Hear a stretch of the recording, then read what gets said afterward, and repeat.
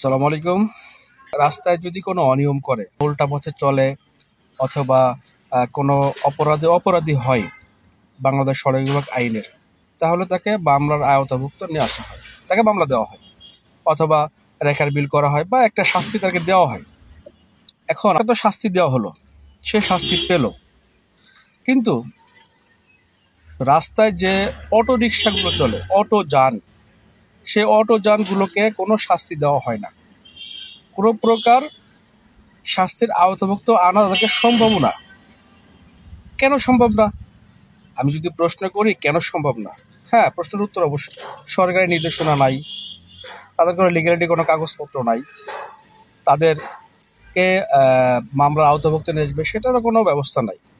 এখন ভালো কথা, কাগজপত্র নাই, মামলা দিবে কিভাবে? মামলা দিতে গেলে যে কোনো একটা পেপারস থাকতে হবে, সরকারি আইন থাকতে হবে। এখন সরকারি আইন, আমার প্রশ্ন, সরকারি আইন নাই কেন? সরকারি যে আইন সেটা নাই কেন? আর সেটা ট্রাফিক বিভাগ সেটা তো মানতে পারবে না, যেহেতু সরকারি আইন নাই। তা সরকারি আইন কবে তৈরি হবে? অটো রিক্সা সড়কে কি কম দুর্নীতি করে? উল্টা পথে চলা, তাদের কোনো এন্ট্রি কাটার নাই, তাদের ব্যাক গিয়ার আছে কিন্তু সামনে লুকিং গ্লাস নাই, তাদের আচরণ দেখে মনে হয় যে তারা এই দেশের যে প্রধানমন্ত্রী বা প্রেসিডেন্ট বা এই দেশে যে রাষ্ট্রনায়ক, তাদের খুব ক্লোজ, একেবারে ক্লোজ। অর্থাৎ তাদেরকে কিছু বলা যাবে না, যদি কিছু বলা হয় ওদেরকে তাহলে এখনই ফোন দিবে, একটা ফোন দিয়ে যার সাথে তার মূলত কোনো দ্বন্দ্ব হয়েছে তার 14 গোষ্ঠী উদ্ধার করে দিবে। তাদের বিহেভ, তাদের আচরণ এত খারাপ, এত বাজে।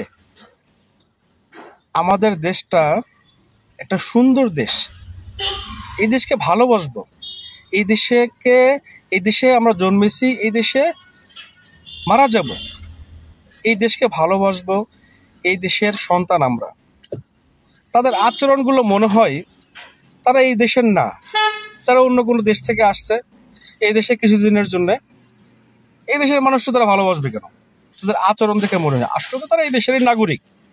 তার আচরণগুলো তো চেঞ্জ হয়ে যাওয়ার কারণ, উত্তরে বলতে পারেন মানুষ তাদের সাথে বাজে ব্যবহার করে।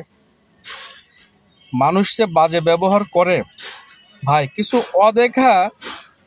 কিছু অপরাধ ওরা করে যেগুলো মুখে বলা যায় না ভাই, কিন্তু সেই অপরাধের কারণে ওদের সাথে বাজে ব্যবহার করতে আদারওয়াইজ অপোজিট মানুষ বাধ্য হয়। তো যাই হোক, আমার মূল কথা হলো এটা না। আমার মূল কথা, তাদেরকে ট্রাফিক বিভাগের আওতাভুক্ত আনতে হবে। এর হলো 1 নম্বর কথা। 2 নম্বর হলো, এই দেশের যত সড়ক বিভাগের আওতাভুক্ত সড়ক, উপসড়ক, শাখা সড়ক, যাই কিছু সড়ক আছে, এটা সম্পূর্ণ সড়ক বিভাগের দায়িত্ব।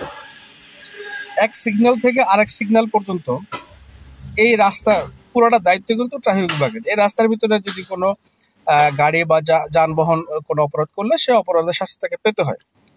এখন সে অপরাধের শাস্তি পেতে গেলে সে অপরাধীকে ধরতে হবে। এখন ধরেন এক সিগন্যাল ট্রাফিক সিগন্যাল।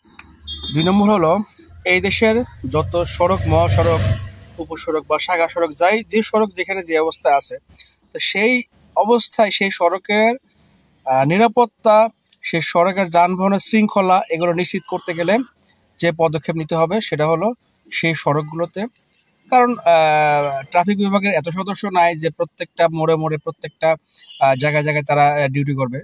তো আমার পরামর্শ এটাই যে যদি সিসি ক্যামেরার আওতাভুক্ত করা হয়, যদি সেই সড়কগুলোকে এক সিগন্যাল থেকে অন্য সিগন্যাল পর্যন্ত, সেটা সড়ক হোক, মহাসড়ক হোক, উপসড়ক হোক, শাখা সড়ক হোক, যদি সিসি ক্যামেরা আওতাভুক্ত করা হয়, তাহলে সিসি ক্যামেরা কিন্তু বলে দিতে পারবে যে কেউ অপরাধী কোথায় আছে, সে অপরাধ করছে কিনা, বা যদি দুইটা গাড়ি বা 3টা গাড়ি বা 2 এর অধিক কোনো গাড়ি যদি দুর্ঘটনা ঘটে, সেই দুর্ঘটনার জন্য কোন গাড়িটা দায়ী, আসলে কি সড়ক দায়ী নাকি কোনো একটা গাড়ি যানবাহন দায়ী। তো সেই দায়ীকে চিহ্নিত করে আসলে সেই একটা ব্যবস্থা নিতে পারবে সড়ক বিভাগকে, সে ক্ষমতা তখন থাকবে। যেটা বুঝতে চাচ্ছি, সড়কে অনেক বিশৃঙ্খলা শুরু হয়েছে। অনেক চুরি ডাকাতি শুরু হয়েছে, অনেক অনিয়ম শুরু হয়েছে। এগুলো দূর করতে হবে।